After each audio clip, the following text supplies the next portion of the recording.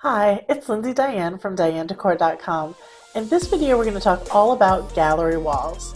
Gallery walls are a great way to decorate your home. They can spotlight a collection of photos, whether it be family photos or things from your travels, or you can use a mixed media approach and create a different type of collection to display on your wall.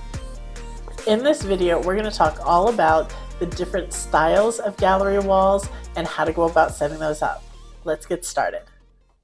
The first type of gallery wall is the uniform or structured gallery wall. Now this is one where the spacing between the frames is uniform as well as the size of the picture frames you choose. So all of your frames would be, let's say, 11 by 14 or 8 by 10. And the spacing that you have between each one of your rows and columns is exactly the same.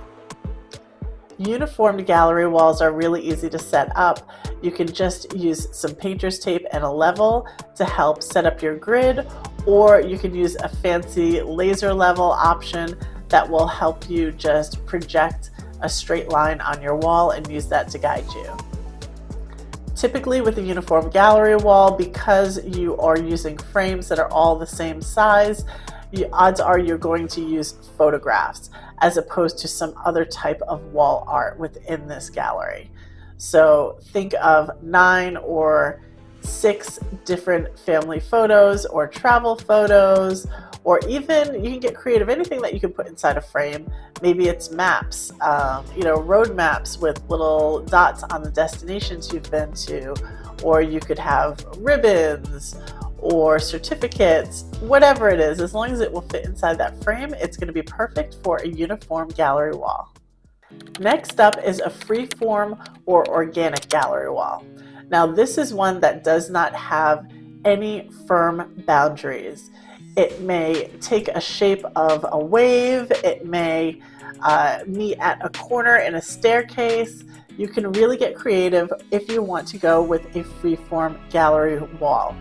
Now, the only caveat to this style is that you do want to have near set spacing with your freeform gallery wall. And this is important because it helps the viewer to understand it as one big cohesive piece. If you have spacing that's too far apart, then you're just going to look like you have a bunch of things jumbled up floating out into space along your wall, and it won't read as one unit.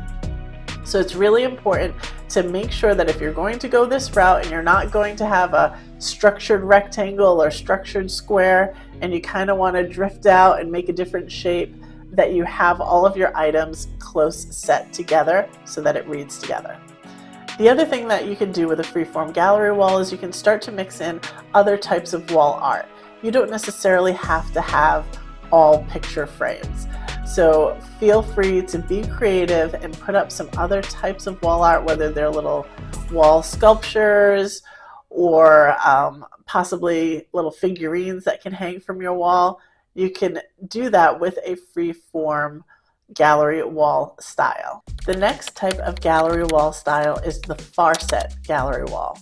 Now this is where the spacing between your frames is a bit more exaggerated. And to do this really well, you might want to use the same color frame and matting within the frame. So an example here, you see you have a white wall with white frames and white matting. And the matting itself is also exaggerated. It's quite thick. And you'll see that the photographs inside of the matting are really very small. And it helps give this really exaggerated spacing to the gallery wall itself. I think it looks really cool. It definitely attracts the eye and it's unique.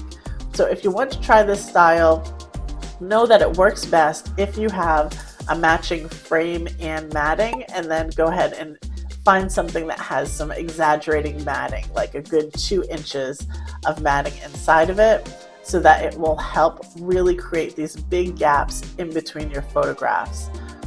This is something where you do want to have hard boundaries, because again, you don't want these pieces just floating out on your wall and just kind of looking like they're placed there randomly.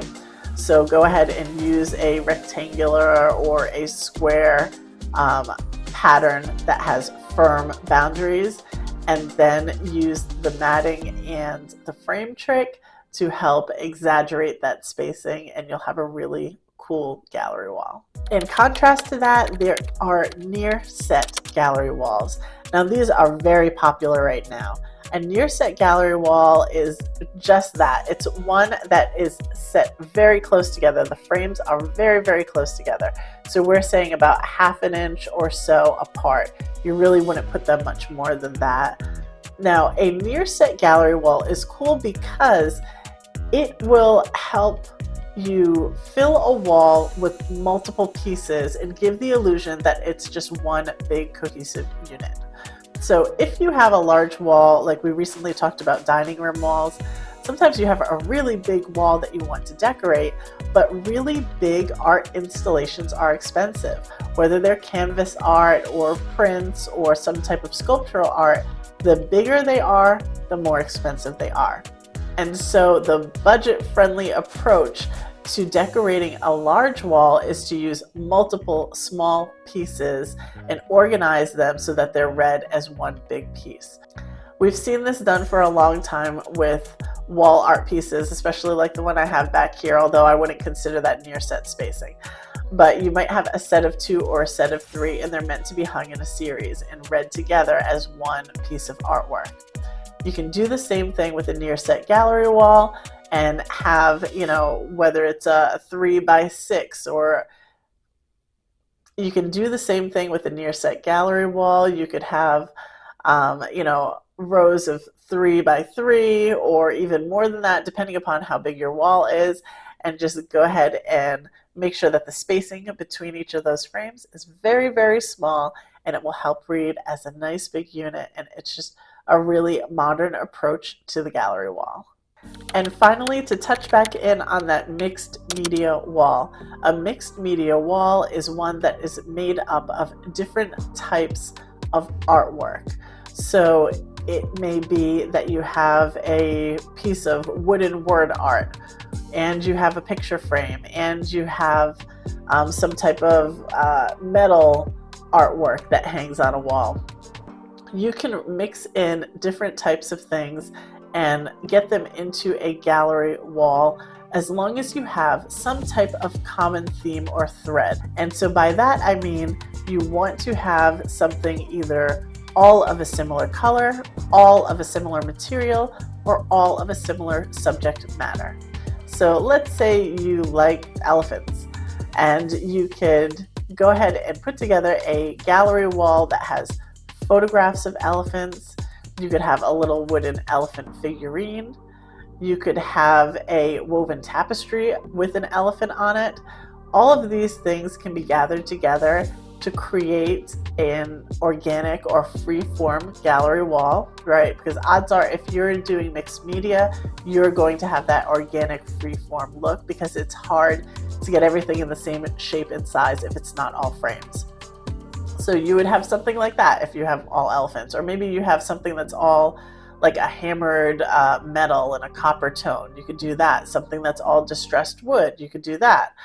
A mixed media gallery wall is really cool and interesting to look at because it's unique. No one's going to have the same one. It's something that you've put together yourself, and it's personal to you, and no one else is going to have anything that looks like that. They're also really great to fill in spaces that aren't uniform. So let's say you have a console table along the bottom of your staircase. And your console table, you've got this flat surface here, and then you've got, you know, your staircase going up on this kind of trajectory, and you have this kind of triangular wall that you want to fill above the console table. A mixed media freeform gallery wall is the perfect thing to go there, because you can arrange your pieces so that they fill in that triangle in a perfect way that a regular framed work would not. That's it for this video. I hope you found it helpful. Next time you want to set up your gallery wall, know that there are a lot of different varieties that you can go with, and you don't have to stick with the same old, 3x3 grid. You can really get creative with how you approach your gallery wall. Thank you so much for watching. Don't forget to visit me at DianeDecor.com. I post all about home decorating inspiration and ideas over there. If you like this video, please give it a like and consider subscribing to my channel, and I will see you in the next one.